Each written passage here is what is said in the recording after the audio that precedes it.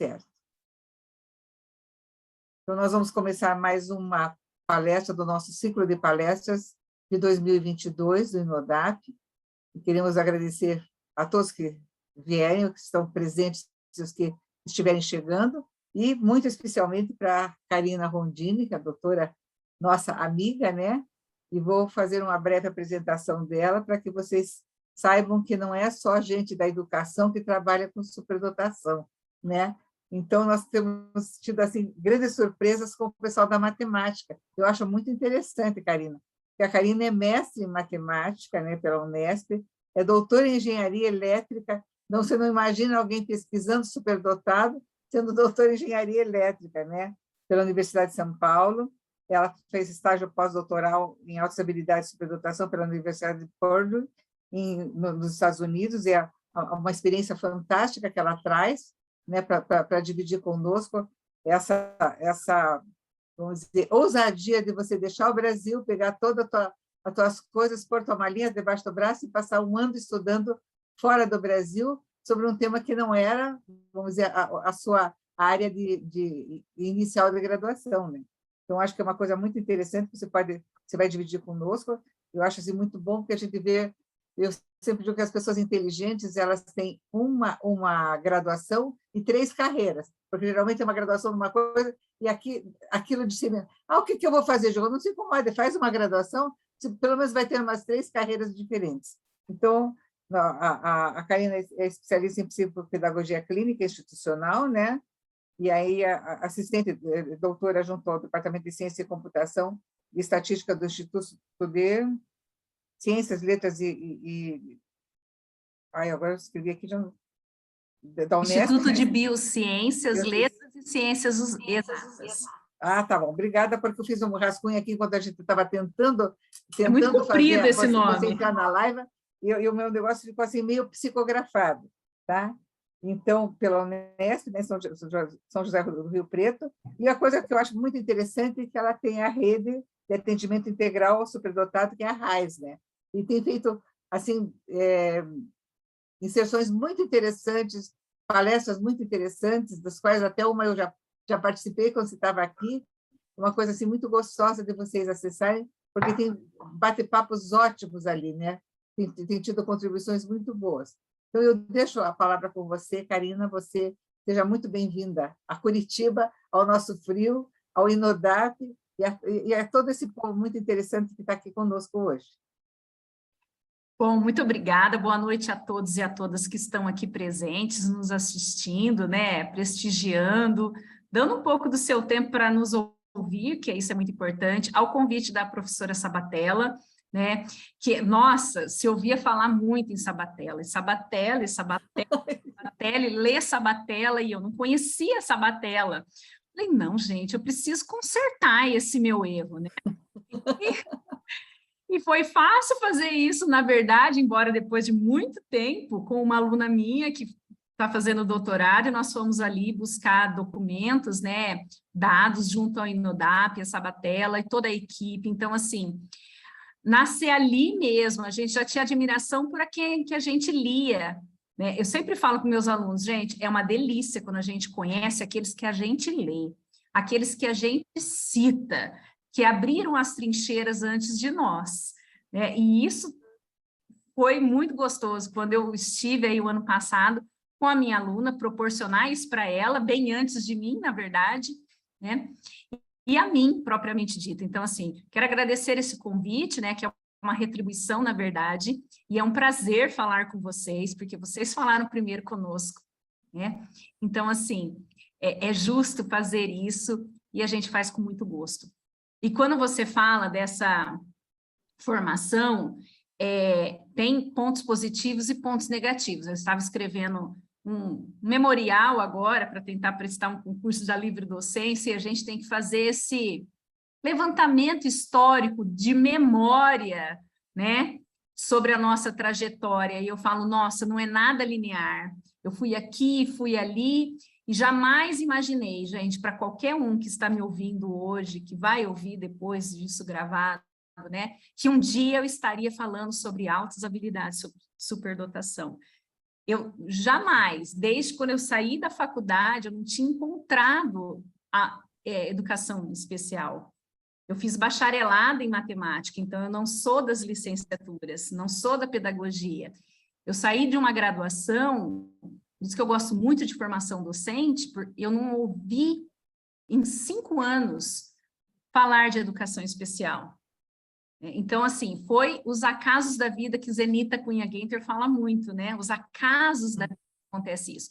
E essa noite eu trouxe aqui para vocês, eu acho que eu já vou até compartilhar minha tela, e vocês vão me desculpando aí, porque o meu computador está bem lento, né? Então, eu peço desculpas se acontecer alguma coisa aqui, mas a gente vai com carinho aqui, cuidando para que apareça. Eu vou colocar aqui já em tela cheia, ele vai chegar. Né? E eu falei assim, não, eu gosto de prosear sobre superdotação, vamos prosear um pouco sobre superdotação, esse nome mesmo, assim, eu gosto de nomes não muito acadêmicos, na verdade, né? Vocês estão conseguindo ver tudo, porque a minha telinha está em cima, né? Tá Ok. ótimo. Tá. Uhum. Quando a Sabatella me fez esse convite, gentilmente, né? Eu falei assim, bom, o que eu vou falar? Ela falou, fala o que você quer, né? Do que você gosta de falar, enfim, ela deixou a gente bastante à vontade.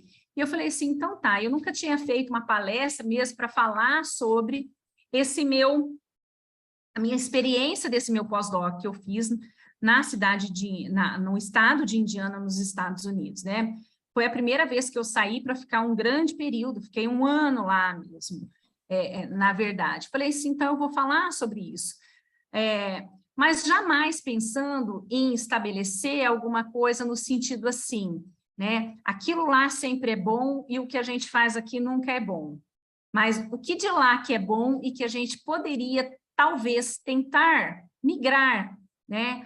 Adaptar para o nosso cotidiano, porque eu acho que toda experiência positiva a gente consegue tirar ali lições para que a gente possa ver, tá, dentro do meu contexto, e aí cada um vai se ver dentro do seu contexto, de que escola eu estou, como sou eu como professora e assim por diante, eu posso incorporar alguma coisa dali.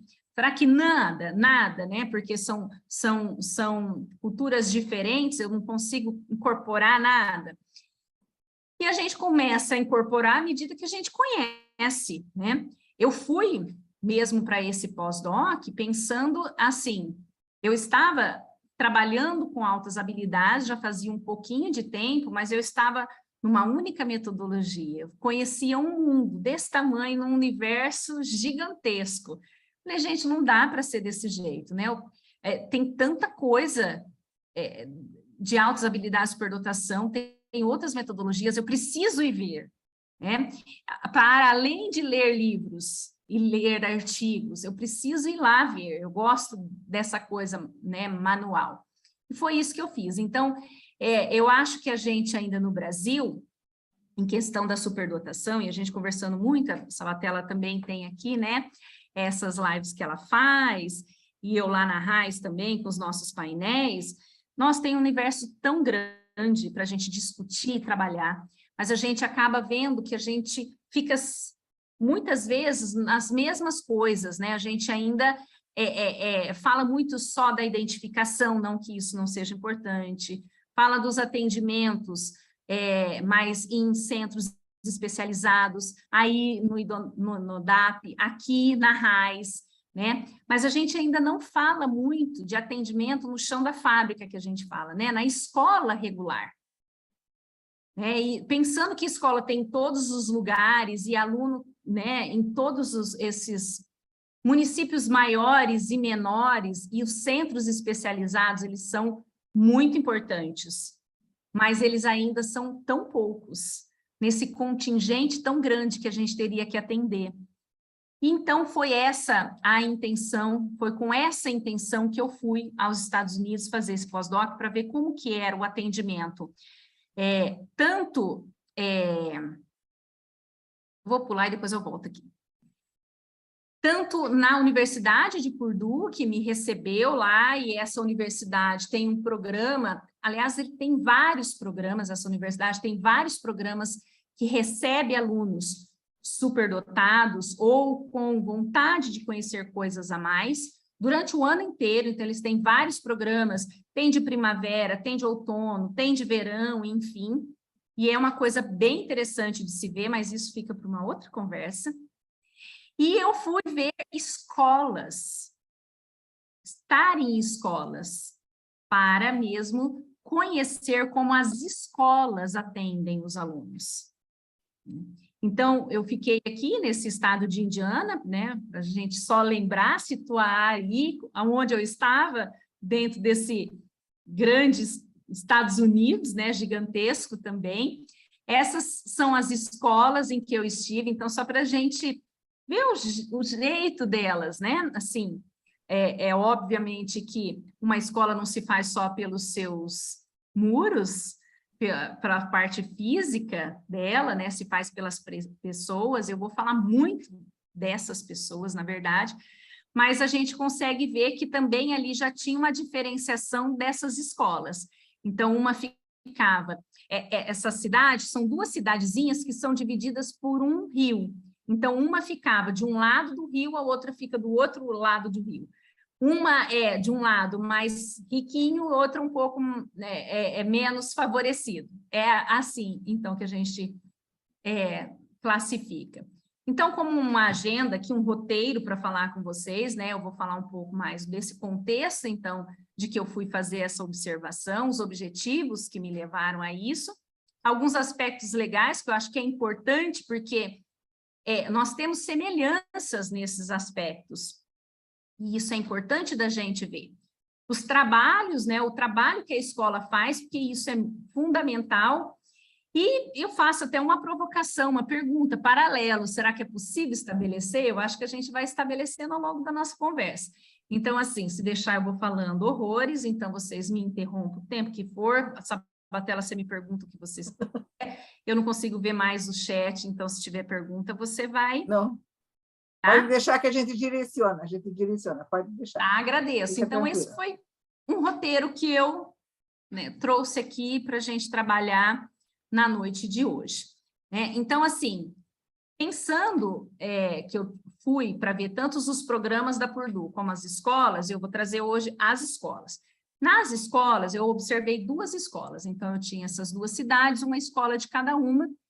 Essas escolas, uma delas é porque eu quis ir verificar, né, como era o atendimento na educação fundamental. Eu gosto muito do ensino fundamental, né, séries iniciais, porque são professores polivalentes, eles conhecem mais essa criança, eles têm mais chances de conhecer os comportamentos dessas crianças e até mesmo por isso intervir mais, trabalhar mais com essas crianças. Então, eu fui. Então, é uma dessas escolas que atende diferentemente as crianças superdotadas.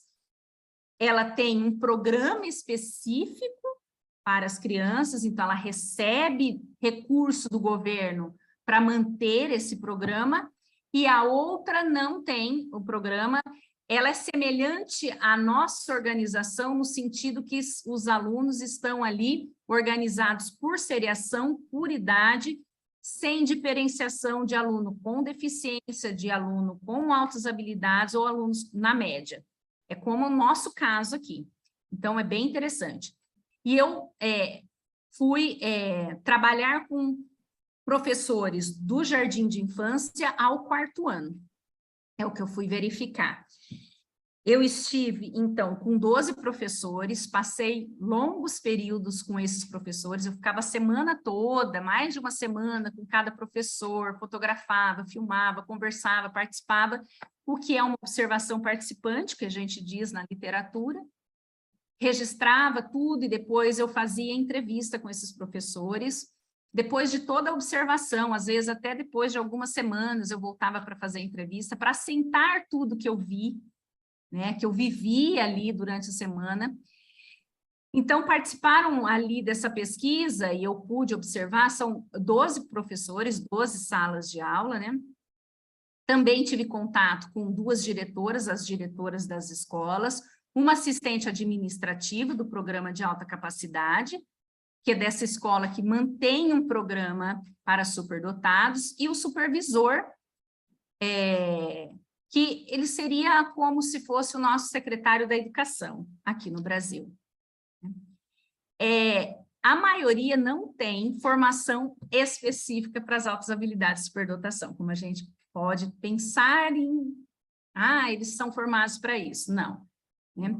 A maior qualificação, na verdade, deles está com o superintendente, é ele, de todos ali, é o único que tem um doutorado, porque não é tão simples assim também lá, caro, né, se você não consegue, então, enfim.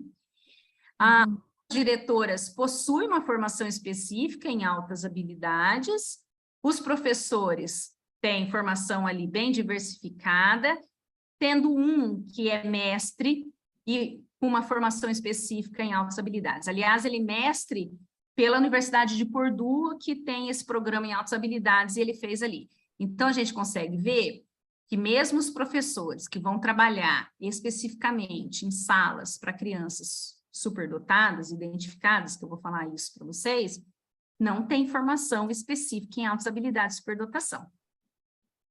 Então, assim, aquela coisa, precisa de formação específica para trabalhar? Não é essa visão lá dos Estados Unidos. E como eles trabalham? Eu vou falar para vocês como é que eles vão trabalhando com isso, como eles conseguem fazer isso daí. Então, são professores bastante experientes, têm ali, em média, 21 anos de experiência, mas eles têm de 12 a 30 anos ali, variando, né, pensando no desvio padrão. Ali tem os professores de música que atendem todos os estudantes da escola, estava imbricado aí nesse rol de 12 professores. Um professor de chinês, essa escola que tem o programa especial para alunos superdotados, tem para eles aulas de chinês, porque os Estados Unidos considera que esses superdotados podem ser futuros empresários e terem relações ali, né, manter esse relacionamento China-Estados Unidos, está cada vez mais forte, assim por diante. Então, eles têm para os alunos de altas habilidades o professor de chinês. Né? Tinha ali, em média, 22 estudantes por sala, com desvio padrão de 3 ali, então, enfim, um pouco menos, um pouco mais. Então, não são salas tão numerosas como as nossas, mas também não são tão pequenas como se imagina ser, pensando nessas características que a gente, às vezes, coloca na ponta do lápis para justificar o não atendimento, em geral. Então, aqui nós temos os objetivos que me levaram lá para os Estados Unidos para fazer esse pós-doc, mas aqui eu vou trabalhar esses últimos 3. Elenquei, né? Que estratégias metodológicas são usadas nas escolas, até que ponto são as necessidades desses estudantes complementadas nas escolas e como a legislação e políticas relativas à educação afetam o trabalho dessas escolas. É isso que eu trouxe hoje para a gente discutir um pouco, falar um pouquinho sobre isso. Algumas coisas sobre isso eu já publiquei e deixo depois aqui para vocês.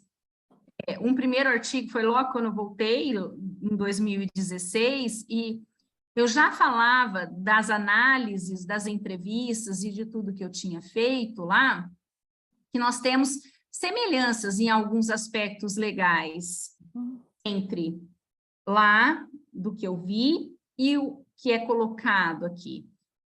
Nós ficamos mesmo em desvantagem na efetivação dessa legislação que a gente tem. Isso faz com que a gente tenha uma boa desvantagem em relação ao atendimento ao aluno superdotado dentro das nossas salas de aula regular. Aqui, nesse e-book, que é de livre acesso, e depois vocês têm aqui o link para vocês baixarem pela editora FI, eu lancei em 2021, na verdade, tem toda essa história, né, com toda a riqueza de detalhes que eu vou contar hoje para vocês, e também lá do lado da Purdue, dos programas, coloco aí. Então, eu trago isso, né, para esse livro, que, na verdade, foi meu relatório de tudo que eu vi lá, com todos esses detalhes, então, falas dos professores, falas das entrevistas, algumas fotos, alguns materiais, bem interessantes para a gente fazer esse diálogo comparativo entre essas realidades, né? E um último artigo que saiu esse ano, agora 2022, que também trabalha justamente as informações dos professores americanos sobre estudantes com altas habilidades de superdotação. E aqui, já com uma análise um pouco mais aprofundada, eu falo, né, os participantes revelaram distantes do perfil dos agentes educacionais brasileiros que se mostram dependentes das intervenções legais, passivos no processo de formação e informação e alienados para praxes de diferenciação instrucional e curricular, que é algo que eu vi muito lá. E eu vou falar aqui com vocês. Ignorando os diferentes níveis e perfis dos estudantes. Diversamente, a praxis dos participantes assenta-se na formação básica, considerando imprescindível o desenvolvimento pleno dos estudantes em níveis de excelência. Então, nós vamos ver que muitos dos entrevistados, dos professores entrevistados, quando falava assim, o que você sabe da legislação americana sobre altas habilidades de superdotação? Eu desconheço. Essa foi uma das falas que eu mais ouvi. Eu desconheço. Eu sei que pode até existir, pode ser isso que paga o meu salário, mas eu acho que isso não afeta nada, a menos que parassem de pagar o meu salário, mas não afeta o meu desenvolvimento na sala de aula, o atendimento que eu faço dos meus alunos. É muito interessante isso, né? Porque o que eles estudam para atender os alunos vai para uma contramão que a gente fica nessa dependência de eu ter que saber o comportamento do superdotado primeiro para eu poder atendê-lo, né? É isso que às vezes a gente vê. E ali pensando nesse aspecto legal, não vou ficar muito tempo nisso, mas só para a gente entender um pouco esse paralelo, né? O estado de Indiana, então, cada estado americano tem a sua legislação específica, e o estado de Indiana, onde eu estava, ele é regido pelo esse Indiana Code aí, né? E ao título 20 fala da educação. E no seu artigo 36, ele vai definir o que ele considera como aluno especial, excepcional, na verdade. Então, é interessante porque essa palavra já esteve no nosso vocabulário da legislação brasileira, mas ela caiu em desuso, porque se considera um pouco pejorativo, mas eles usam isso. Então, eles consideram esse referente ao aluno excepcional, o estudante com deficiência e o estudante com alta capacidade, o high ability, que a gente conhece aqui. Então, para eles, o aluno excepcional é esse público-alvo da educação especial que nós temos aqui. Eles chamam isso. E olha como ele define o Indiana Code, o que ele chama de estudante com alta capacidade, como assemelha o que a gente tem aqui, ó. Esse estudante executa ou mostra potencial para a realização em excelente nível em pelo menos um domínio: inteligência geral, criatividade, acadêmico, artes visuais, interpessoal, né, que poderia ser da liderança, o socioafetivo, então. Quando comparado com os estudantes da mesma idade, experiência e ambiente. Caracteriza-se por dons excepcionais, talentos, motivação e interesse. O comprometimento com a tarefa, né, que o Renzulli vai falar. Então, essa definição que eles usam é muito semelhante à nossa. Então, nós temos aí muitas semelhanças em relação ao que se considera o aluno superdotado via texto legal. Aqui, nesse último livro que nós fizemos, temos um capítulo, Verônica e eu, que a gente realmente faz esse paralelo, e eu escrevo sobre, né, esse paralelo entre o que eles têm lá e o que nós temos aqui. E no contexto brasileiro, nós já tivemos algumas palavras, né, assim, diferentes, diversas, como os supernormais, o excepcional, o bem dotados, até chegarmos, né, também passamos por portadores de altas habilidades e talento. Hoje esse portador já saiu, tanto para deficiência como para superdotação. E hoje a gente fala de altas habilidades, superdotação, e a gente define muito semelhantemente como lá eles também definiram, né? Demonstra o potencial elevado em qualquer uma das seguintes áreas, isoladas ou combinadas: intelectual, acadêmica, liderança, psicomotricidade, artes, além de criatividade e envolvimento com a aprendizagem, né, em áreas de seu interesse. Então, em relação à definição de quem estamos falando, de quem estamos procurando, nós não temos muitas diferenças. Na verdade, mais semelhanças. E é interessante que essa nomenclatura, para nós aqui no Brasil, a nossa legislação, nós temos, então, altas habilidades, / superdotação ou superdotação, a depender da legislação ali, mas aqui em São Paulo a gente usa assim, aí no Paraná vocês também usam, né, nos outros estados também. Lá nos Estados Unidos, cada estado usa uma nomenclatura diferente.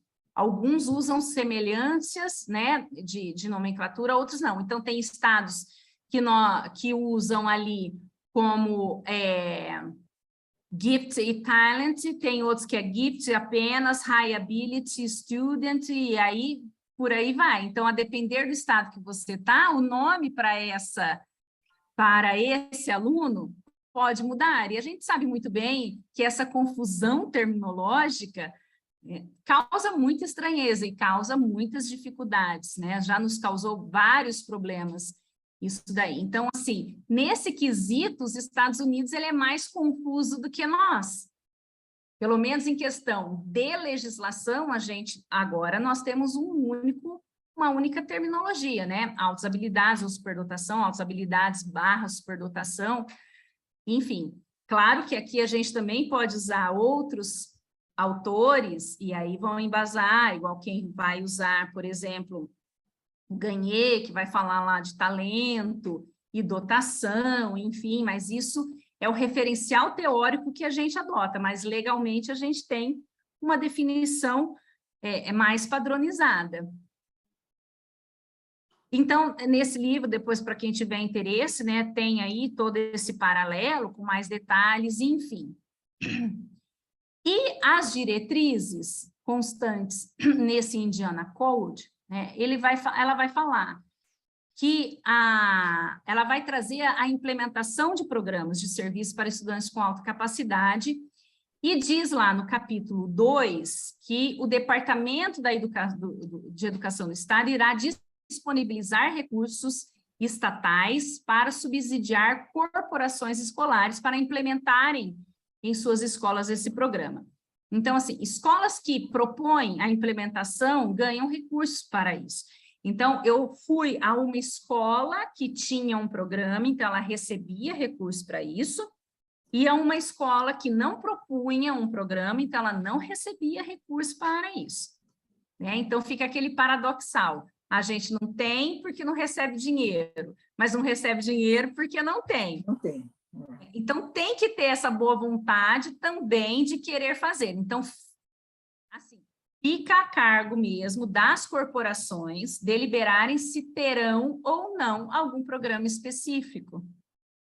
Aqui também nós temos isso, né? Está na lei que deve ser atendido, mas ainda fica a cargo dos municípios e estados deliberarem como que farão esse atendimento. Então, a gente sabe muito bem, tem muitos municípios e muitos estados que não fazem esse tipo de atendimento. Então, E é interessante porque os domínios que eles vão identificando essa criança, então, os domínios que o Estado identifica inteligência geral, linguagem e matemática. E esse foi o estado que eu fiquei, então eles identificam isso. Então, eles têm instrumentos e técnicas para identificar isso nessas áreas. Então, as crianças que vão para esses programas foram identificados com habilidade, né, capacidade superior, inteligência geral, linguagem e matemática. Mas a gente consegue ver, por exemplo, que no decorrer do tempo, tem estados que trabalham com outros tipos de identificação, de domínio de capacidade humana, mas em menor proporção. Essa inteligência geral, né, essas habilidades superiores são as que mais são identificadas. Poucos estados, por exemplo, identificam crianças no quesito motivação, no quesito criatividade, que é o que está colocado nessa figura aí. Então, isso também vai variar de estado para estado. O estado que eu estava identifica nessas áreas. Então, a escola que eu observei durante muito tempo, as crianças eram agrupadas porque elas tinham uma habilidade superior, uma capacidade superior em inteligência geral, linguagem e matemática. Muito bem. E aqui, então, eu trouxe só para curiosidade alguns dos instrumentos que eles usam para fazer essa identificação, mas eles usam várias outras coisas, portfólio, escalas de observação, escalas de avaliação, avaliação de produto, indicação de professores, nomeação por pares, autonomeação, indicação dos pais, os pais podem vir também falar que gostaria que o filho entrasse no programa e aí, então, faz a avaliação com essa criança, né, após esse primeiro contato com os pais e até essas avaliações que são padronizadas, como nós temos aqui também no caso. Poderia ser um BISC, a criatividade figural e assim por diante. Então, são alguns instrumentos aí e técnicas que eles usam. Então, eles não ficam só nos instrumentos psicológicos, mas também psicopedagógicos, né, e pedagógicos ali, como aqui também se fala, né? Então, se fala dessa avaliação multifacetada. E aqui também a gente sempre indica que seja assim, essa avaliação multireferencial, multimétodos e assim por diante. Opa, eu estou tentando tirar o meu coisinha aqui. Fala-se também dos tipos de serviço que podem ser realizados, então, desde diferentes agrupamentos. Então, uma escola tinha esse agrupamento em que ela separa os alunos identificados nesses eixos, né? Inteligência geral, linguagem e matemática, e os alunos que foram identificados com potencial elevado nessas áreas vão para uma sala só dos identificados, um agrupamento que a gente não imagina ter no Brasil, pelo menos eu não vejo tão próximo isso de acontecer, justamente porque a gente veio a construção do Brasil, né? Segregação, exclusão, então a gente tem esse ranço, né, de tudo que se passou com isso, mas eles têm lá, né? Opções de aceleração, a gente também tem opções de aceleração, mas eles têm muito fortemente essa diferenciação de instruções, que é o que eu quero falar aqui hoje, porque isso a gente conseguiria fazer. Porque mesmo aquela outra escola que não separa, não identifica aluno superdotado e não separa em salas diferentes, eles têm essa instrução, essa diferenciação de instrução muito latente. Ou seja, eles atendem os alunos conforme os níveis que eles vão apresentando, conforme o seu desenvolvimento, o seu ritmo.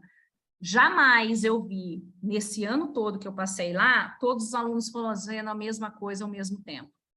Com exceção da educação física, que eles estavam jogando, fazendo alguma coisa, mas dentro da sala de aula, cada um estava lendo um tipo de livro, cada um estava fazendo uma atividade diferente. Eu vou mostrar a foto para vocês, né? E todo mundo estava fazendo alguma coisa relacionada àquela atividade que estava sendo feita. Isso é incrível, isso é muito interessante de ver. Então, aqui, como eles trabalham, né? O trabalho nas escolas. A primeira coisa que me chocou, que me chamou bastante atenção pouquíssimos são os livros que eu vi ali disponíveis para os professores e que eles usam nas reuniões pedagógicas para estudar com relação às altas habilidades de superdotação. Mas esses são títulos que eles estavam usando, lendo nos últimos anos. Então, assim, para atender crianças desfavorecidas, né, socialmente, como diferenciar instruções para leitura, para escrita, diferenciação curricular, eles veem muito, né? O manejo na sala de aula, como que eu organizo isso. Então, são títulos que um dos professores, na entrevista, falou assim para mim, que cabem em qualquer escola, em qualquer situação, para qualquer aluno. Se eu conseguir melhorar a forma de instruir os meus alunos, de diferenciar as minhas práticas pedagógicas para atender às especificidades dos meus alunos, eu não preciso identificar se ele tem altas habilidades ou não, porque eu consigo ver isso em todo mundo, no sentido do que cada um está precisando. Então, são títulos que eu trago para que vocês possam ir vendo qual é o foco, para onde eles direcionam, né? Essa formação em serviço que é tão importante, porque a graduação acaba, o mestrado acaba, a especialização acaba, mas a formação em serviço é diária, é semanal. O que eu trago para os meus professores para fazer essa formação semanal? O que eu vou trabalhar? Só trabalhar as deficiências? Só trabalhar as dificuldades de aprendizagem? Ou eu vou trabalhar outros assuntos que atendem esses alunos aí? E aí, então, pensando que lá, por exemplo, cada professor tem a sua sala, que é uma grande diferença para nós aqui.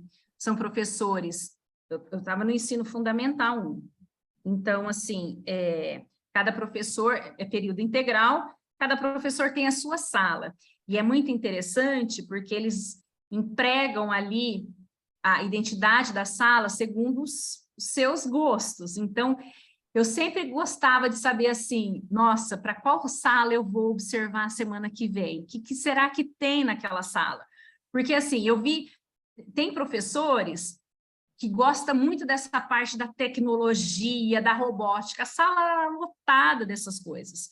Outra professora, ela tinha um projeto junto com a NASA, então ela tinha roupa de astronauta, fazia várias coisas na sala dela sobre isso. Então, assim, e não é a escola que dá a sala, assim, que prepara toda aquela sala. Então, os professores, eles escrevem projetos e mandam para tentar conseguir os grants que eles falam, né? Assim, as verbas para vir. Ou eles fazem, por exemplo, algum projeto de verão que consegue algum dinheiro para trazer verba para a sua sala. Ou mesmo, em geral, de sexta-feira, eles têm lá a lojinha deles, a forma de bonificar os alunos conforme eles foram durante a aula, né? A semana.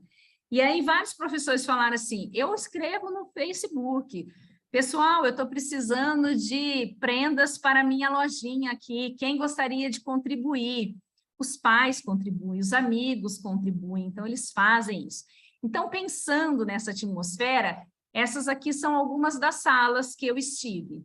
Então, assim, é uma realidade que nós não temos.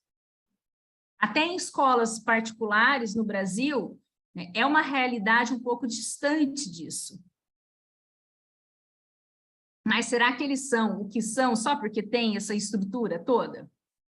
E os professores falavam para mim, Karina, isso daqui é fruto de muitos anos.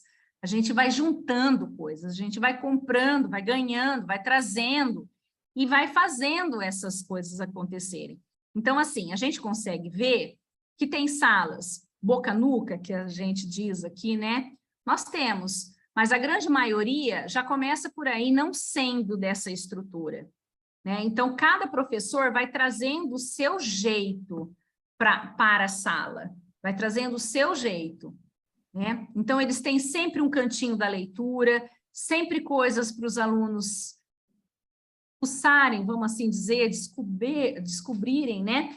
Quando já terminaram o que fazer. Então, assim, um aluno dentro de uma sala dessa, quando ele termina o que ele tinha para fazer naquele dia, ou naquele momento, naquela atividade, ele não vai ficar esperando os demais terminarem sem fazer nada, como em geral a gente tem aqui, porque ele tem aonde sair e buscar coisas para fazer, né? Eles leem compulsivamente, isso é uma grande diferença que nós temos, né, de cultura, né? Eles leem muito, eles tiram 2, 3 livros por semana na biblioteca, fora aqueles todos que tem aí para eles lerem, né? Então, são escolas que realmente, ó, que essa sala aqui é do astronauta, tudo, a atividade dela, ela envolve essas coisas, há uma roupa de astronauta aqui, então é bem interessante isso. Eles espalham as coisas dos alunos, eles realmente, é como se fosse, quando a gente trabalha com enriquecimento curricular o triádico, né, os três, o tipo 1, tipo 2 e o tipo 3 do Renzulli. Olha aqui, eu estou perdida com as ideias aqui.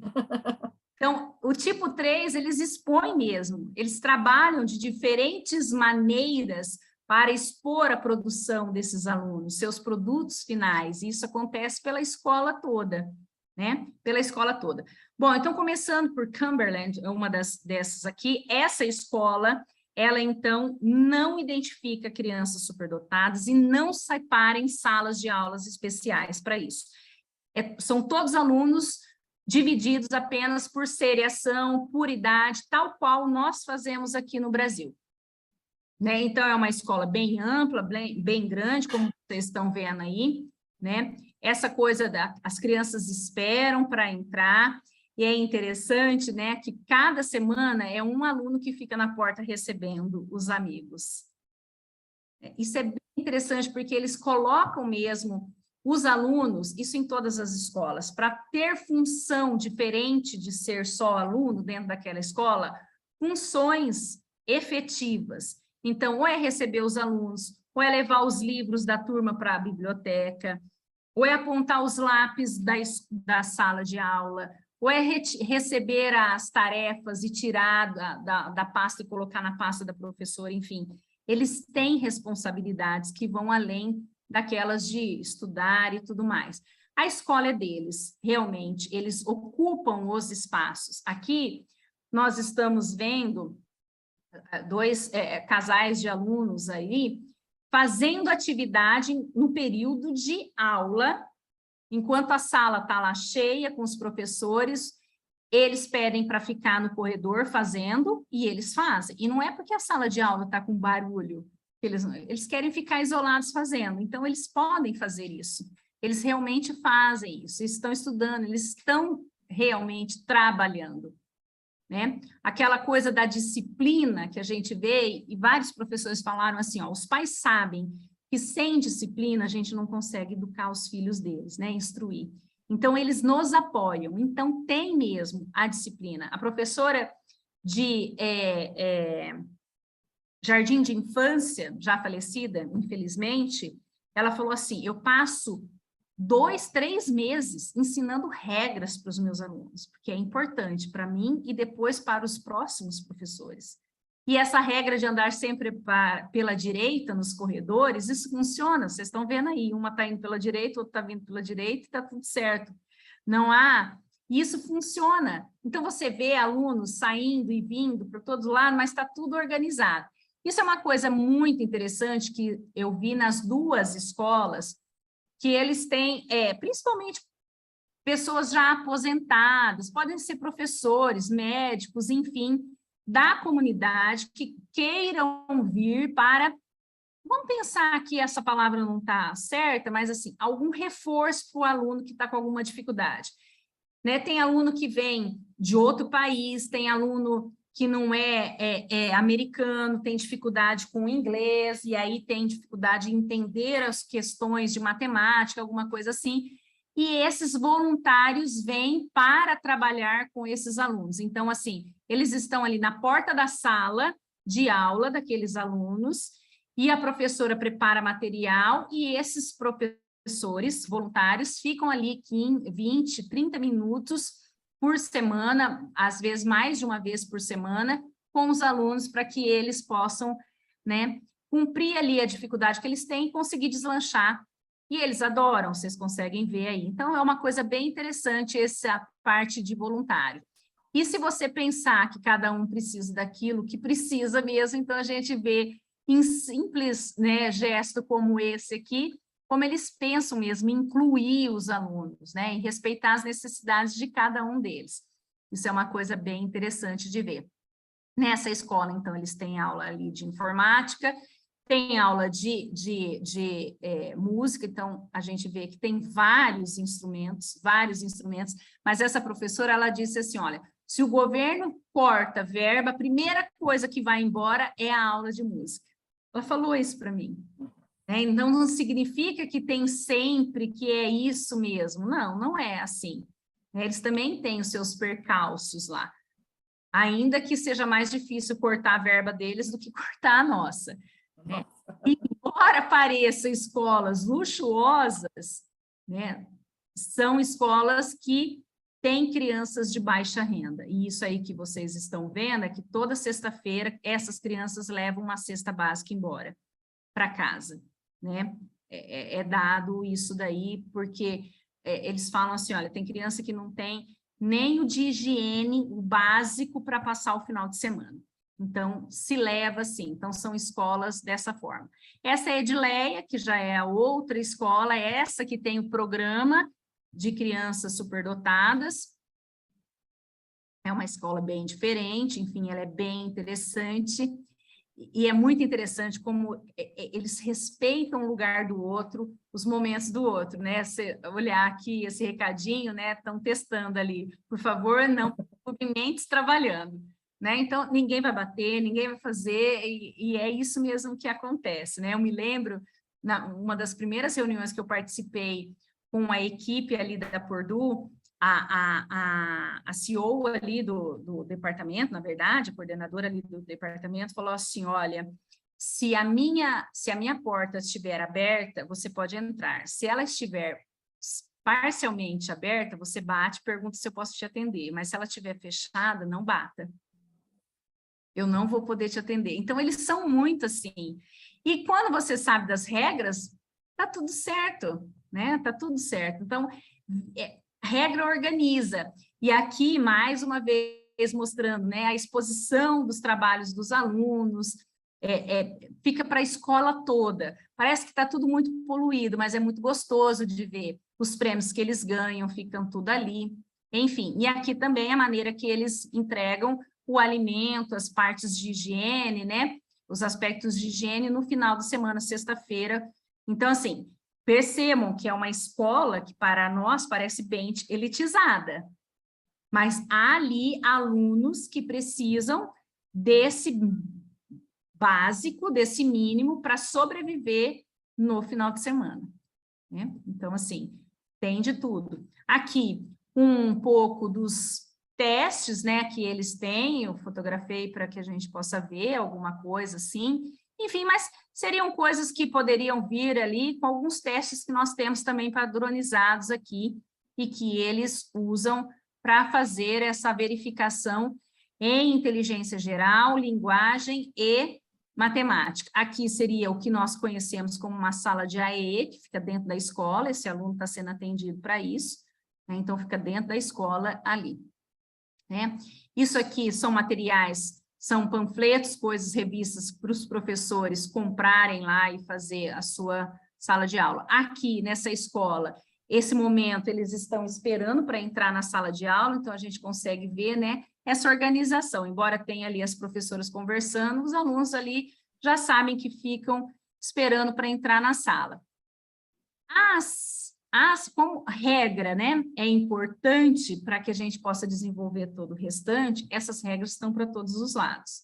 Então, os alunos sabem muito bem o que eles precisam fazer. As regras estão ali para que eles possam entender.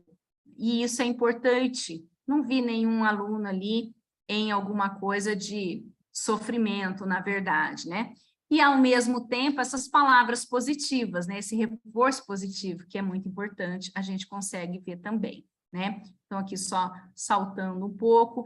Há um diálogo muito próximo dos professores com os pais têm o WhatsApp do professor, né, escrevem em qualquer momento, então assim, meu filho não vai, avisa. Além disso, também tem aqui, né, diálogo em panfleto, naquela semana vai ser estudado, vai ser preparado, os pais ficam sabendo isso é bastante interessante.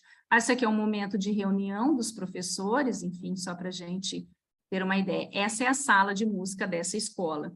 Essa professora, ela falou assim, olha, eu tenho uma das salas de música mais completa daqui da região, mas é porque nós temos um programa que atende alunos superdotados, então a gente recebe mais verba por conta disso, né? São poucos os professores de música que têm tudo que eu tenho aqui. Então, assim, é valorizada a escola que atende diferentemente os alunos superdotados. Então, tem isso, vem mais recursos. Aqui é a biblioteca da escola para os alunos, aqui é a sala de artes, enfim. Mas como trabalham os professores? Eles trabalham de diferentes maneiras, de todas as maneiras, com materiais. Eles têm uma sala riquíssima, mas eu vi eles usando, na maior parte do tempo, produtos muito simples que nós podemos ter aqui. Muito. Então, todo o ambiente da escola é lugar para se dar aula, para se ter aula. Aqui está ali fora uma professora trabalhando ali. Aqui, mais à esquerda, essa professora, em momento, por exemplo, de um teste que valeria nota, alguma coisa, eles colocam essas folhas para que eles não fiquem olhando os demais, enfim, né? Essa é uma sala. São duas salas aqui que me chamaram muita atenção, na verdade, né? Aqui mais para o lado direito da tela, vocês estão vendo carteiras suspensas por tubos de PVC, sem cadeiras e com cordas amarradas aos pés dessas cadeiras. Esse professor pesquisou e ele encontrou estudos que falavam assim, que se os alunos trabalham em sessões dessa maneira, né, eles interagem mais, eles ficam mais atentos, e ele fez isso.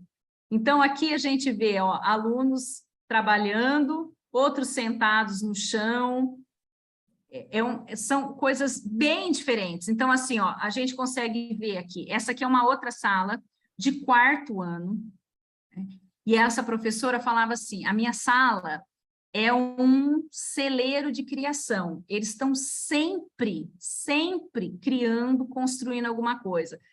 Aqui a gente consegue ver alunos que não estão fazendo nada que a professora pediu, elas já terminaram e estão aqui criando com a sucata que elas trazem, fazendo seus experimentos e está tudo bem. A hora que termina as coisas lá, a professora quer que volte para alguma coisa que tem que fazer, chama, eles deixam lá, ninguém mexe, depois eles voltam. Outros não saem nem para o intervalo, quer ficar aqui mexendo, né? E tem tudo isso. Aqui a gente consegue ver no canto direito inferior aqui da tela, ao mesmo tempo que você tem um tablet, quantas escolas têm tablet para os alunos aqui no Brasil, né? Mas você tem seria tipo uma fórmica aqui, nossa, um pincel atômico, e que eles escrevem, e muitas vezes, né, a professora pede para eles escreverem, eles apresentam assim, a professora já corrige na hora, ok, já passa para o próximo, já faz de novo, né? Uma fórmica, bem simples da gente ter aqui. Eles têm muitas coisas mesmo, muitos materiais, mas o que é mais importante é que a gente consegue observar que os alunos, eles cuidam da sala no sentido assim, a sala é deles, eles entram em todos os lugares, eles podem ler sentados, deitados, sentados dentro de um balde, ou em cima de uma bola, né? Ou ali essas meninas aqui sentadas escrevendo aqui, fazendo a lição que tinha que fazer, né? Então, isso é interessante. Poucas vezes eu vi salas, acho que quase uma ou duas, boca nuca. O restante é isso. Eu vi alunos por todos os lados na sala de aula. Isso é bem interessante. Aqui, deixa eu só voltar. aqui é uma professora com a sua turma se dirigindo, é uma segunda-feira, então, se vocês observarem, eles estão de pijama, de segunda-feira essa turma vai de pijama, inclusive a professora. Aqui é a aluna, quando eu falei que eles têm autonomia, cada um tem a sua atividade, essa aluna aqui está levando o carrinho com os livros dos alunos, eles estão indo para a biblioteca, devolver os livros que pegaram para ler durante a semana e pegar novos livros. Então, cada criança leva num dia.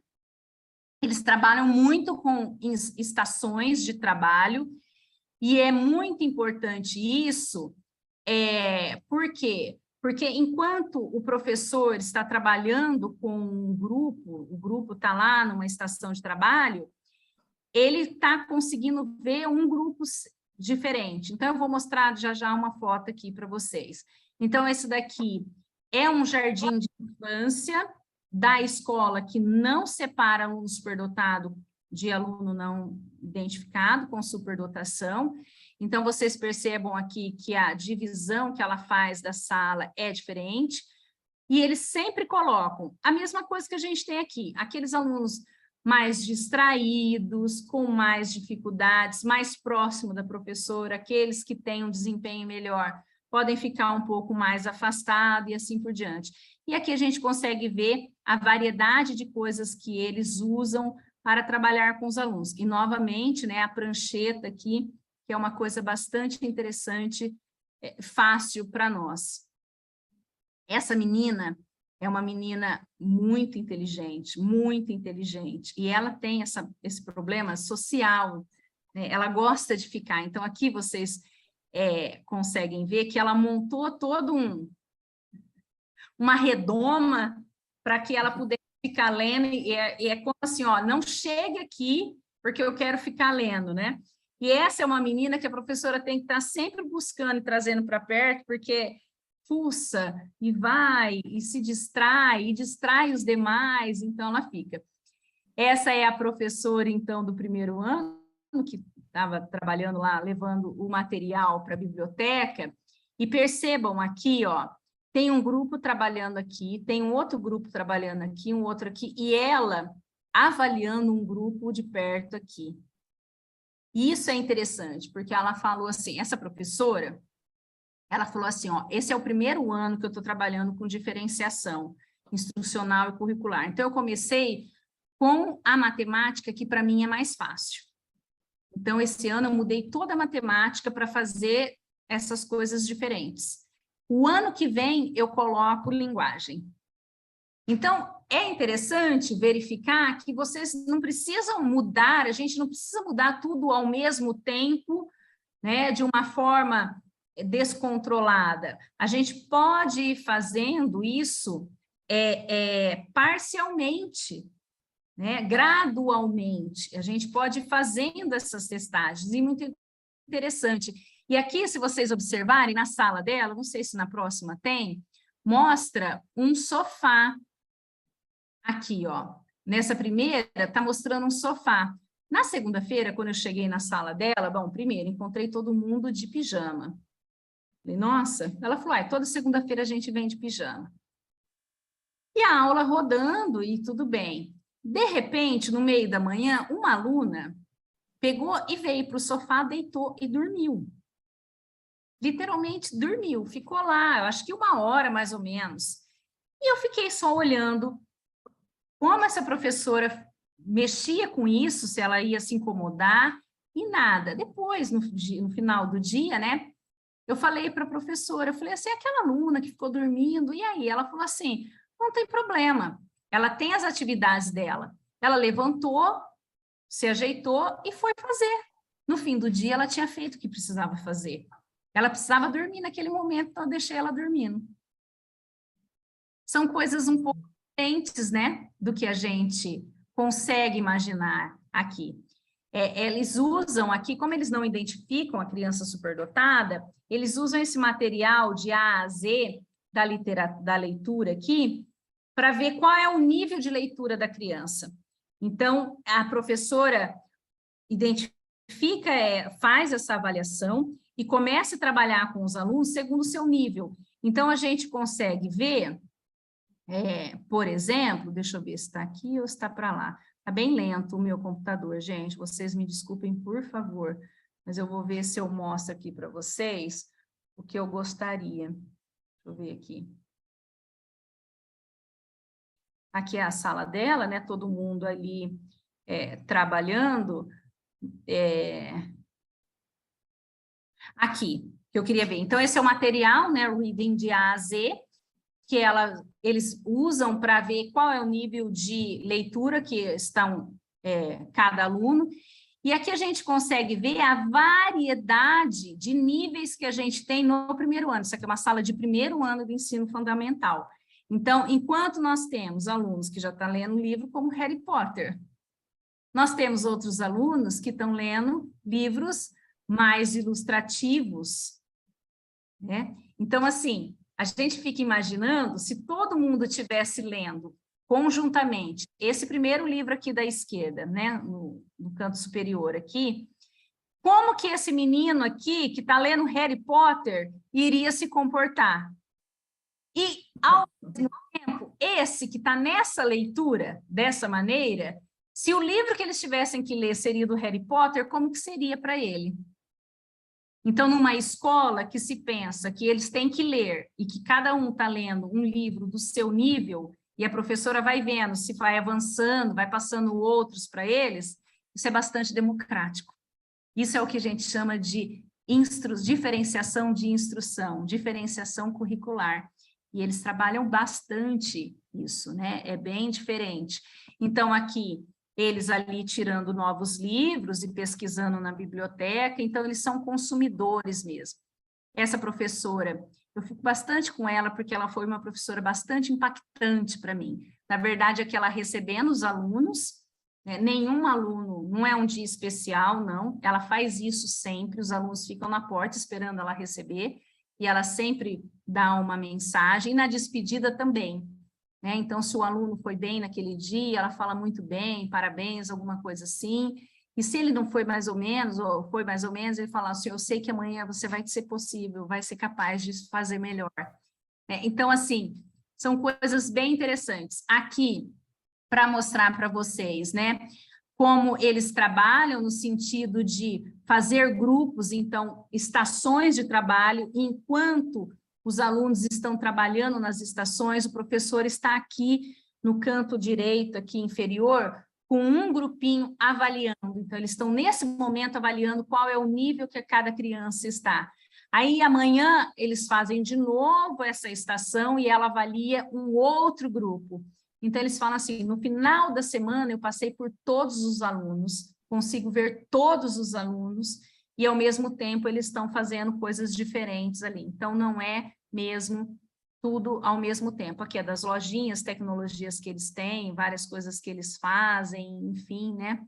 Aqui é para mostrar mais um pouco de que eles têm essas atividades, então, são aqui alunos arrumando o calendário do dia, outro aqui recebendo, tirando das pastas da tarefa e colocando o material na pasta da professora, outro está aqui apontando os lápis, o outro está aqui colocando o palito de dente para quem, palito de fósforo, perdão, quem vai comer o lanche da escola, quem vai comer o lanche que trouxe de casa, enfim, eles têm atividades para fazer, né? E isso dá autonomia, e os professores organizam isso da forma que querem, na verdade, né?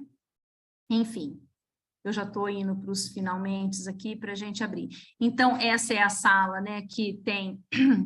perdão. Eles criam demais, então a gente consegue ver crianças aqui, ó, na porta do armário, crianças criando o tempo todo, e o professor aqui, às vezes, dando aula para alguns que ficaram com alguma dúvida, enquanto os outros já estão fazendo outras coisas interessantes para eles. Então, é nesse sentido que a gente fala que realmente eles têm a liberdade para criar e fazer, e todo mundo está fazendo alguma coisa. Então, assim, nunca ouvi bagunça, a menos que a gente fale assim, isso aqui é uma bagunça, né? Na verdade, eles têm que arrumar toda essa antes de ir embora. Mas, assim, de bagunça, de indisciplina ou grito, nada disso, porque eles estão realmente muito interessados naquilo que eles querem fazer. Muito, realmente interessados. Então, a gente consegue ver né, nesse momento aqui, que cada um está fazendo uma coisa. Cada um está fazendo uma coisa. Todo mundo está trabalhando, mas não necessariamente todo mundo fazendo a mesma coisa ao mesmo tempo, né? Então, isso é muito importante, é o que eles falam lá de instrução curricular, né? Diferenciação curricular e por aí vai. Aqui é uma sala de jardim de infância, em que a professora falou assim, ó, eu passo meses falando de disciplina, porque precisa ter, então aqui ela está ensinando eles fazerem fila, então coloca ali onde que eles têm que sentar e tudo mais, porque é dali que ela parte mesmo, né, essa parte da vivência em comunidade escolar para que tudo aconteça. Aqui, vários professores em momentos de que os alunos estão em estações e eles estão ali verificando um grupo específico de trabalho, seja em uma mesa, seja no chão, então eles vão avaliando e semanalmente eles conseguem passar por todos os professores, e isso é bem importante. Essa é a sala que eu comentei já com vocês, que não tem carteiras, né? E é muito interessante, deixa eu só voltar, porque nessa sala, olha, tem esse menino aqui, que é uma criança com deficiência, que tem a cuidadora que fica, né? Não é cuidadora, né? Esqueci o nome agora, isso é a professora que fica para cuidar desse aluno, enfim, ele está ali junto com os alunos, mas em alguns momentos ele sai mesmo para fazer coisas específicas para ele. Isso aqui foi um projeto que eles fizeram lá. Aqui é um vídeo, mas eu não vou passar, porque eu acho que a gente já está adiantado. Era só, eu ia deixar aqui passar um pouquinho, não sei, porque está bem ruim. Era só para vocês verem que, assim, esse professor é um vídeo bem compridinho até, na verdade, para que vocês pudessem ver que cada aluno que vem falar com ele está trazendo uma demanda diferente. Então, isso aqui é um terceiro ano. Então, a gente consegue, nesse momento, ter essa percepção de que a sala toda está trabalhando, mas cada um está fazendo uma atividade diferente. É isso que eles chamam de diferenciação instrucional, diferenciação curricular. Eles têm as atividades para fazer durante a semana, né? Mas não significa que eles vão parar, copiar na lousa, fazer tudo a mesma coisa no mesmo tempo, porque não vai ser desse jeito, né? Eu não sei se eu consigo ir mais para frente um pouquinho. Porque está bem ruim meu computador. Aqui outro já trouxe outra coisa para ele fazer, né? E a gente escuta, é que eu não paro de falar, né?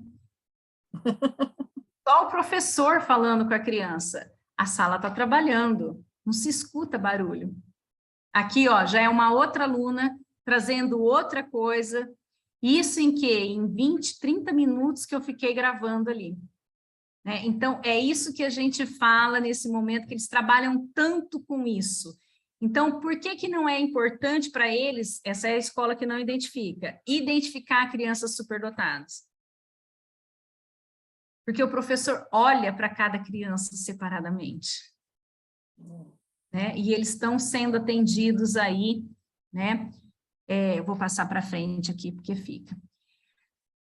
Muito bem, eu acho que é isso, aqui tem mais outras fotos, mas eu acho que era isso mesmo que eu queria passar, e de sexta-feira cada um faz uma coisa diferente para os alunos, recebe os alunos de uma forma diferente, então assim, tem professores que têm bichos e que os alunos alimentam esses bichos, cuidam desses bichos, enfim, tem de tudo, é uma coisa diferente mesmo de ver. E, assim, o que pode ficar disso para nós, né? A escola, será que a escola que trabalha com alunos superdotados é tão diferente das que não trabalham? Eu não senti tanta diferença. A única coisa que eu senti de diferente foi que...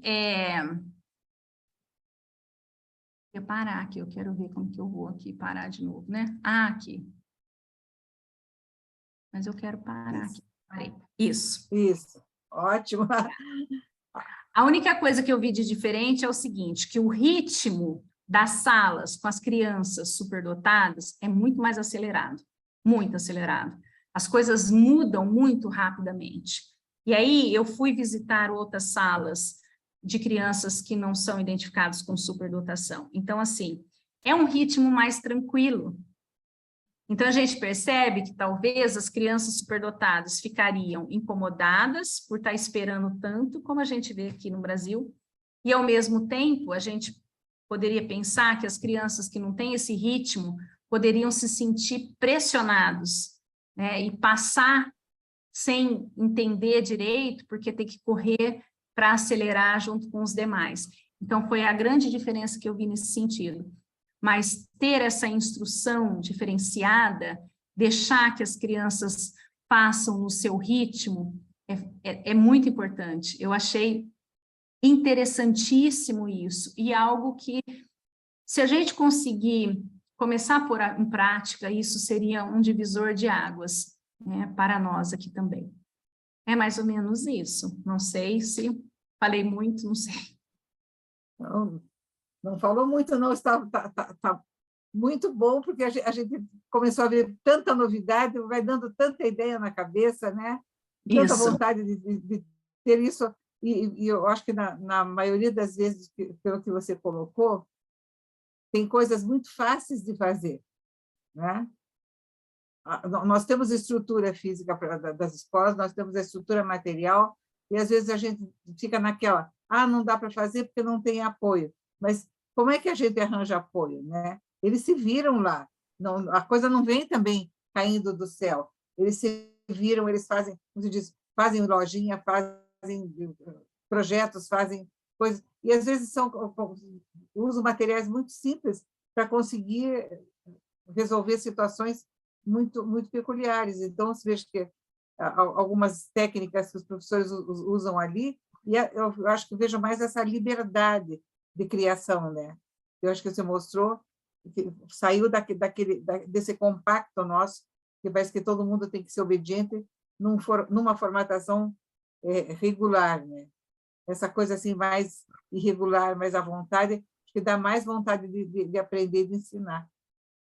Eu tinha muita vontade de ir para a escola. E olhem que chegar na escola às 8 horas da manhã com menos 22 graus, nevando horrores, não é fácil. Mas as crianças estavam lá. As crianças estavam lá. Justamente por conta disso.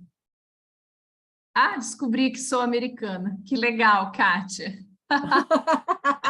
Que legal. Exatamente. Essa professora que vai de segunda-feira de pijama, ela faz uma coisa muito interessante. Então, assim, ela põe uma atividade dentro de um saquinho plástico e entrega para a professora, para os alunos, esse daí, que eles podem ir apagando, aí escrevem com um pincel atômico e o paninho, né?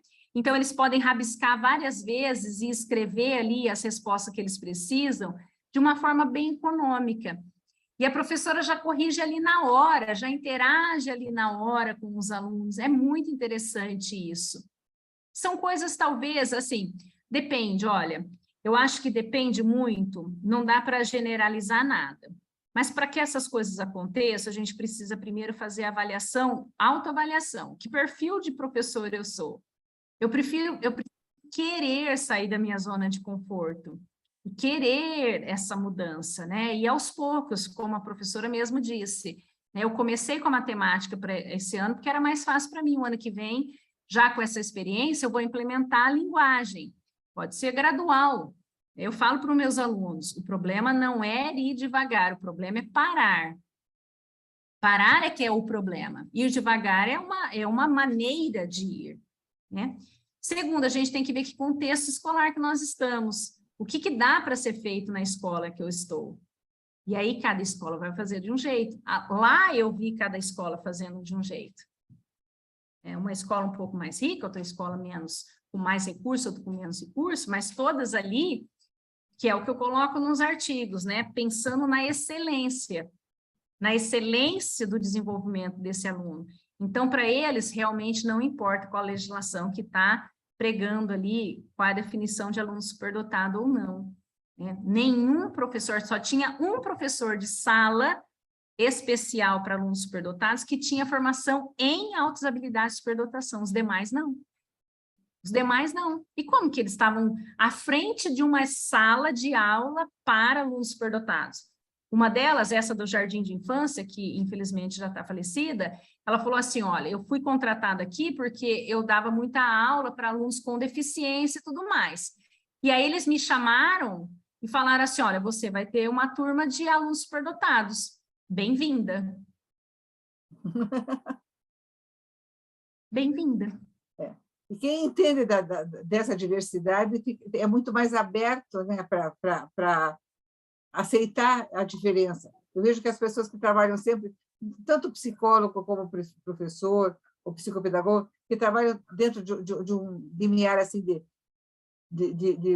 da média geral, eles não têm essa abertura. Quando você põe essas pessoas para trabalhar com crianças com uma dificuldade maior, eles têm uma abertura muito grande para entender a superdotação.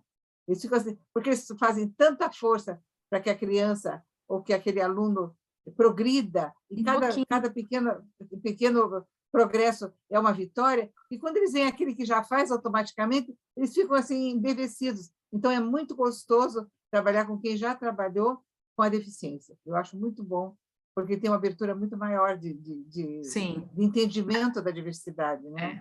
Mas essa era a única nesse caso, os demais não era desse caso. Acho que a gente tem uma dúvida, a Fabiane colocou ali, não foi? Ela colocou, vamos lá ver. Tem uma... Vejo. Pode falar. Você consegue ver? Consigo. Vejo o que direciona o trabalho pedagógico é o interesse e a motivação do aluno. Como despertar e sensibilizar nossas escolas brasileiras para romper com a prática conteudista? É o que eu falei, o professor vai... Olha, gente, é muito difícil porque, assim, qual legislação vai realmente modificar a prática docente? Que texto legal que vai falar, olha, agora você tem que fazer assim? Ou a gente vai precisar mesmo que um texto fale como a gente tem que mudar para que a gente possa mudar? A gente tem que ter. Eu me lembro que quando eu terminei o doutorado na Poli, né, lá na USP, eu falo, gente, eu saí com sangue nos olhos, né? Se a gente fala esse ditado. Gente, eu estava numa faculdade, numa universidade de excelência, né? Na qual eu fui fazer, por conta que eu descobri a estatística ali, alguns cursos, algumas aulas de estatística, lá no IME, no Instituto de Matemática e Estatística, junto com os alunos que entraram pela FUVEST. No meio de uma aula, um aluno perguntou assim, professor, eu não entendi isso aqui. E a professora virou e falou assim, isso não é uma pergunta para quem entrou pela FUVEST. Voltou a dar aula. De um contexto desse. Coitado dos meus primeiros alunos universitários, gente. Eu tenho dó, eu tenho muita dó. Porque, assim, eu pensava desse jeito, eu vim para dar o meu melhor, e eu vou exigir o melhor de vocês. Vocês estão aqui numa faculdade, então é o melhor que vocês vão ter. Mas eu fazia o meu melhor com endurecimento mesmo, com rigor. Coitados. Então, assim, hoje eu já sou um pouco diferente, significa que eu sou muito boa. Mas, assim, a gente vai mudando.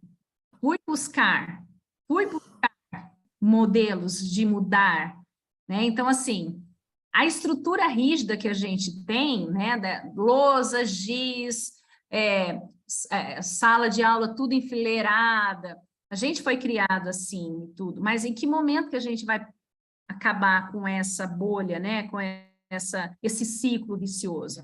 Então, Fabiana, é muito difícil, porque isso é muito particular. Eu acho que não vem de textos legais, isso não vai vir de textos legais, vai vir de, por exemplo, uma formação em serviço que vai privilegiar o que os alunos têm de melhor, como eu posso desenvolver. Eu falo para meus alunos aqui, eu falo assim, gente, ninguém é 100% ruim, ninguém é 100% só dificuldade, e dificuldade de aprendizagem, né?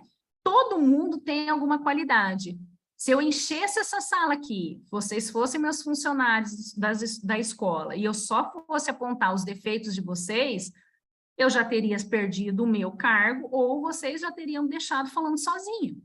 Só que a gente faz isso nos ATPCs da escola, né? A gente fala mais das deficiências, mais das dificuldades. Zenita fala, é preciso falar mais do que tem e menos do que não tem. Pensar mais na qualidade, menos na dificuldade. E esses professores pensam na excelência do ensino. E o que eu posso fazer para ter uma excelência no ensino? Que desdobramentos eu posso ter? E era um barato estar nessas salas de aula, falar assim, né, nesse linguajar. Porque eu nunca ouvi uma voz gritando, crianças berrando, mas eu via sempre crianças muito entretidas com aquilo que eles estavam fazendo.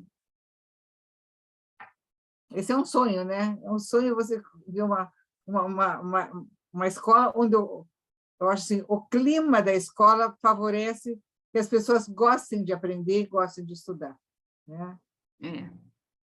E os conteúdos estavam sendo dados, viu, Fabiane? Estavam sendo dados, mas diferentes. Eu não tenho que ensinar os meus alunos a lerem?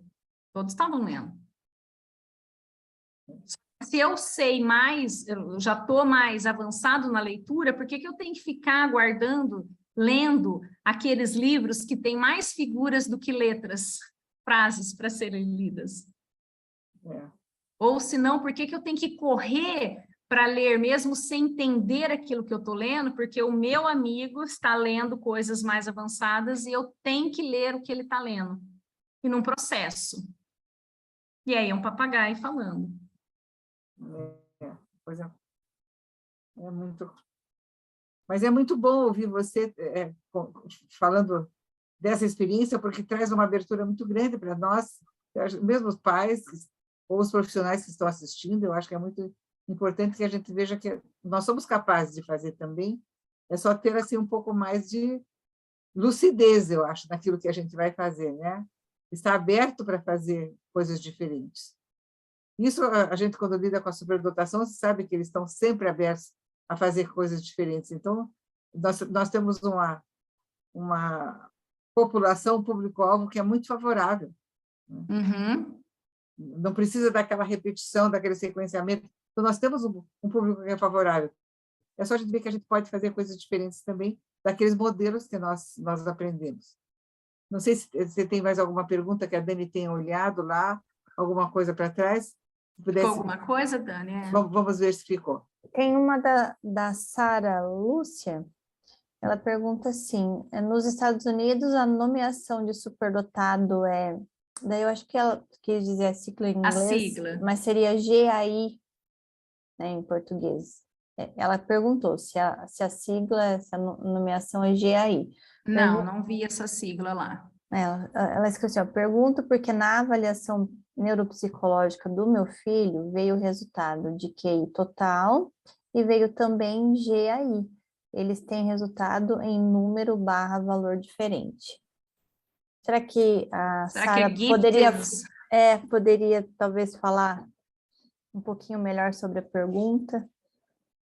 O G, eu pensei no Gifted. No Gifted, mas aí eu não consigo fazer ligação no A, porque não é high, só se for ability.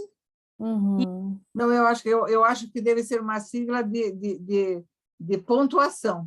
Se ela pôs QI total em uma outra sigla, deve ser um outro tipo de pontuação. Pode ser, porque QI-T pode ser o QI total, né? Que lá invertem, né? O QI. Ela escreveu aqui, ó, isso, é pontuação. Então tá. Aí tem que ver qual é o teste que foi usado, né? Deve ser uma pontuação de um outro tipo de teste neuropsicológico ou alguma coisa de inteligência geral que foi feita. Sim. Né? Sim. Ela pôs lá QI total 125 e o GAI 132. Deve ser um outro tipo de testagem. Né? Aqui tem, acho que uma pergunta interessante da Gabriela. Estava vendo? Pode ler, Dani. Deixa só aqui. Li um artigo que aborda as políticas públicas, que cita que o professor de a EE pode retirar o aluno do censo, do cadastro do MEC, se este aluno não continuar apresentando os indicadores de superdotação, mesmo com laudo. Isso pode acontecer? Ai, que horror! Que horror, né? Gente, eu acho que não Que medo. sei. Exatamente, eu tenho até de responder, não sei que artigo. Eu acho bastante temeroso, né? Na verdade, a gente pode ter. Depende também desse laudo, depende de tudo que veio, o que foi avaliado, né? Porque, assim, vamos pensar. É claro que uma avaliação dessa não se faz só com QI, mas vamos falar do QI, que é o mais fácil, talvez. Vamos pensar que essa criança tem um QI de 140 ou mais, né? É difícil falar que essa criança não tem algo especial, né? Que não tenha algo especial. Ela deixaria de mostrar superdotação em quais situações, talvez? Se ela não está sendo atendida, né? Enfim, tem uma aluna nossa que a gente está atendendo aqui na RAIS, que ela foi identificada, tudo, e todas as nossas atividades de enriquecimento, ela não quer fazer, ela está fazendo acompanhamento psicológico, porque ela falou que ela está passando por uma fase que ela precisa se entender melhor, e que depois ela vê o resto. Professora dessa poderia, por exemplo, pensar que ela deixou de ser superdotada?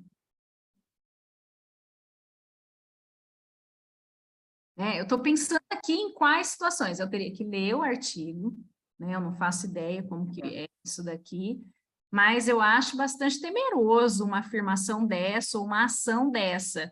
A menos assim, foi mal identificada, a avaliação foi feita erroneamente. Pode ser algum caso? Pode ser algum caso, né? E aí, então, realmente, essa criança está lá no AEE, que é para altas habilidades, mas ela não vai, não funciona bem ali, porque não é o interesse dela, porque ela não é uma criança superdotada e foi erroneamente identificada. Se for um caso desse, pode ser, né, Sabatella? Não sei o que você fala aí.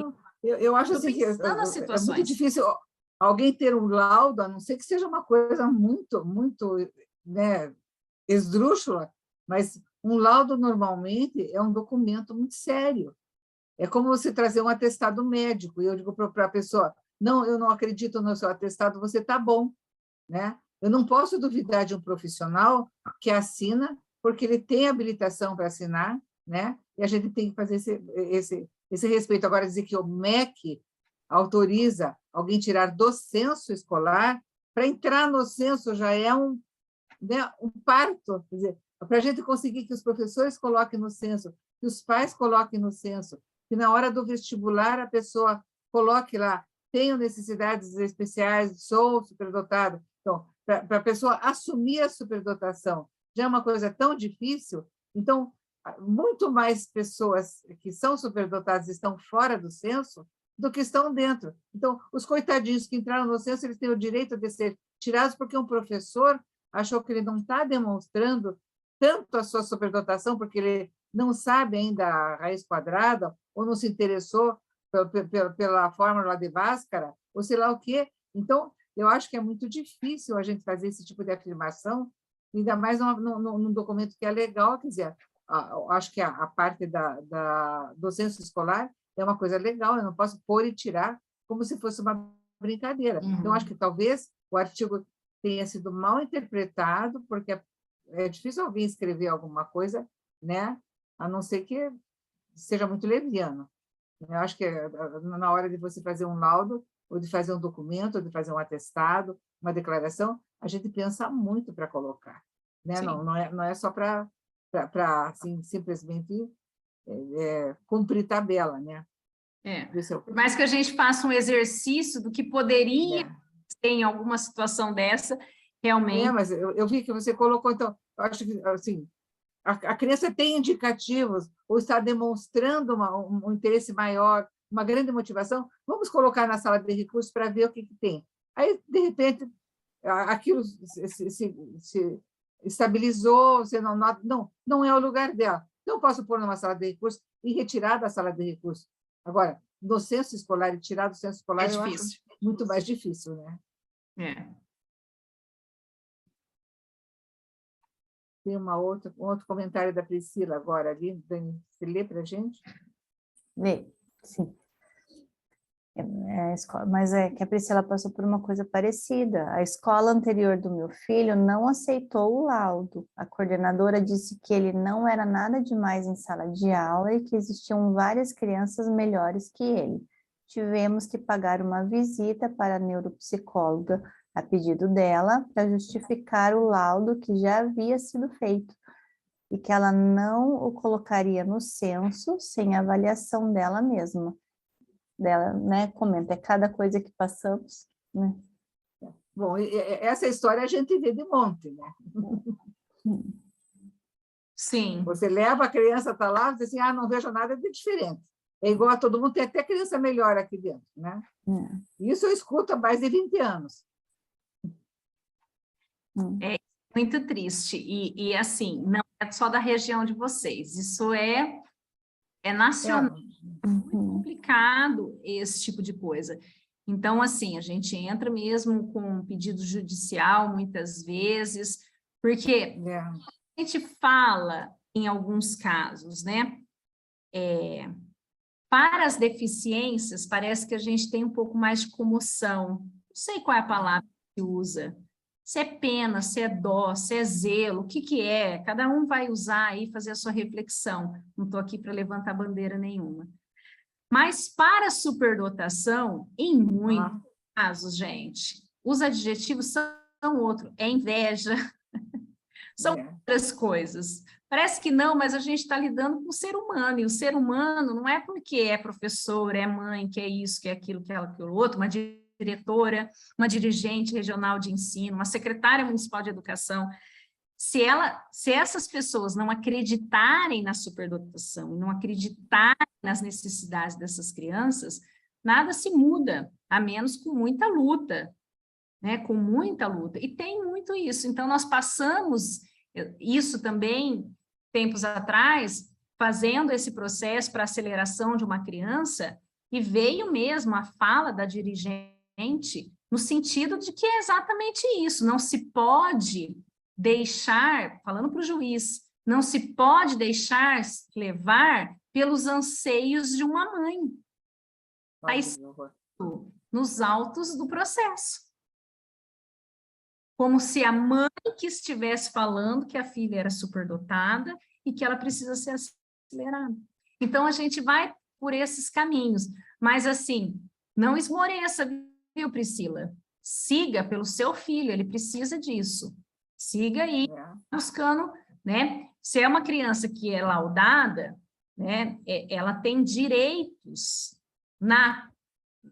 no corpo da lei, né? Então, busque os direitos realmente.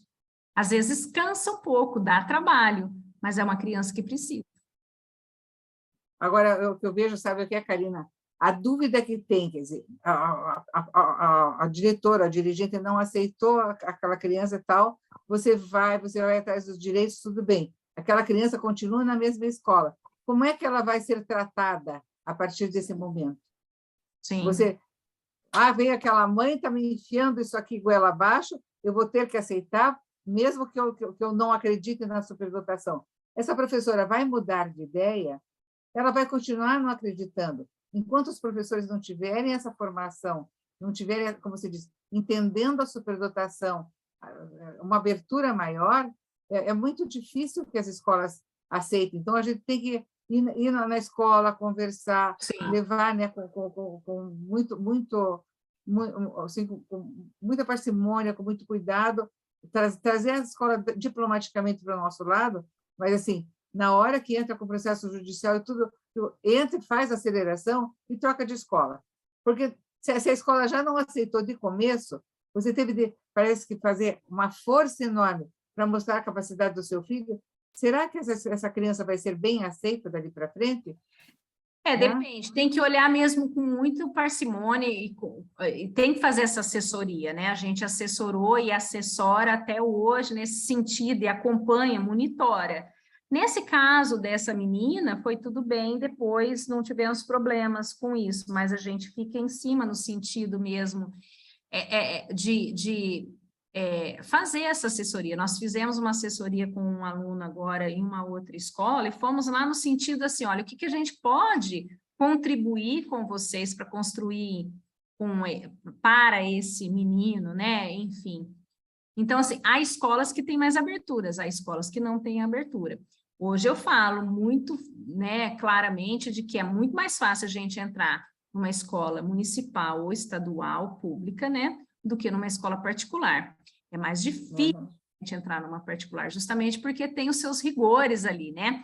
Eles já têm coisas que eles falam que são diferentes e que, então, incluiria todos os domínios ali, todos os gostos de alunos. E a gente sabe que não é muito bem isso quando a gente trabalha com criança superdotada, né? Mas é difícil mesmo. Por isso que eu sou muito a favor de formação docente. Muito a favor de formação docente. Em todos os níveis. É uma das grandes coisas que a gente tem que fazer. Bom, gente, o papo está muito bom.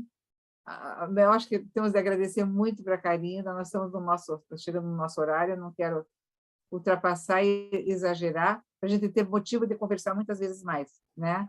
Nós agradecemos toda a presença de todos que estão aqui, a paciência da Karina de estar discutindo com a gente, conversando com todos os percalços que nós sofremos com o computador que demora, com o Simpla que não entra, com a Dani fazendo mágica lá para a gente dar conta das coisas. Eu acho que nós tivemos um momento muito rico, né, de muito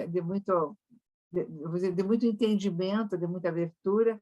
Gostaria de contar com você sempre, Karina, e deixo para você se despedir, né, como você gostaria.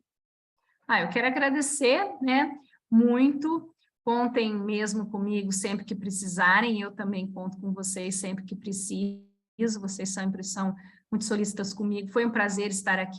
Espero ter trazido um pouco de prosa mesmo, né? Sobre esse tema, uma coisa um pouco mais diferente, menos teórico, alguma coisa nesse sentido, né?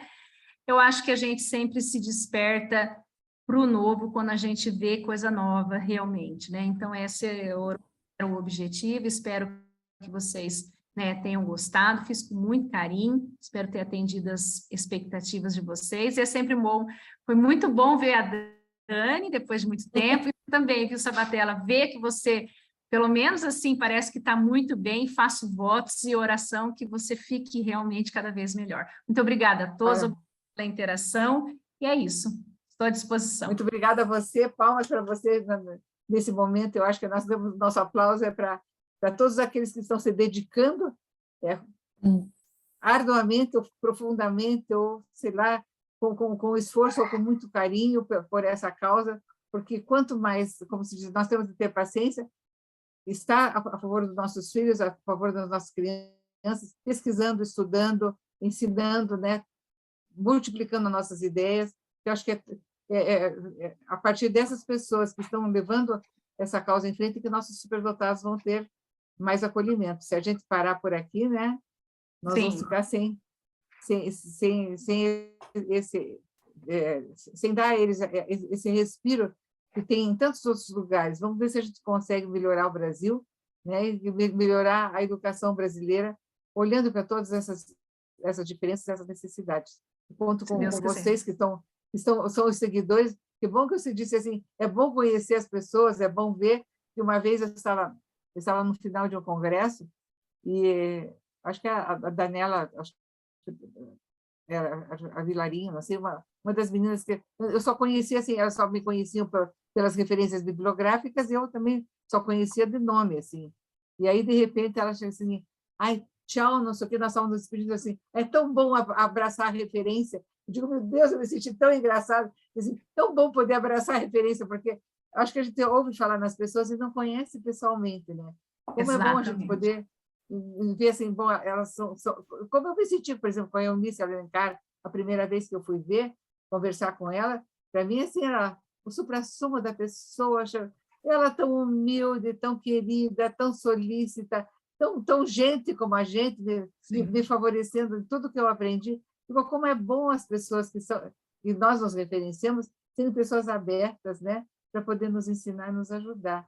E eu acho que vocês que estão continuando isso, tantas pessoas que estão ouvindo, têm que continuar a multiplicar, a levar a ideia, a batalhar por essas crianças, e são os que vão realmente reconhecer outras crianças superdotadas por aí, indicar para outros pais, né? Isso que é importante. Agradeço muito, Karina, com um carinho enorme por você. Apareça por Curitiba quando você quiser passar um friozinho, né? Venha comer um fundi aqui no inverno. Delícia, Tá, gente. Uma delícia de noite. Muito obrigada pela sua oportunidade. Tá. Gratidão. Grande beijo. Tudo de bom. Obrigada a você, tá? Obrigada a todos. Tchau, obrigada.